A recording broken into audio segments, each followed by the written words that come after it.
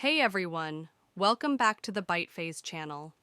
In today's tutorial, we'll walk you through how to add device colors to your BytePhase CRM, making it easy to categorize and track devices visually. Let's get started.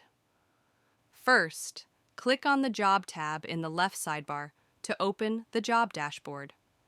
Next, click on Job Settings, then select the Device Colors tab. Now, click the plus button to add a new device color. Type the device color name, like gray or pink, and hit Save. That's it. You'll now see the new device color listed and ready to use in job forms. And that's how you add device colors in BytePhase CRM. If you found this tutorial helpful, be sure to like, subscribe, and hit the bell icon for more CRM tips and system walkthroughs. Questions or suggestions for our next video?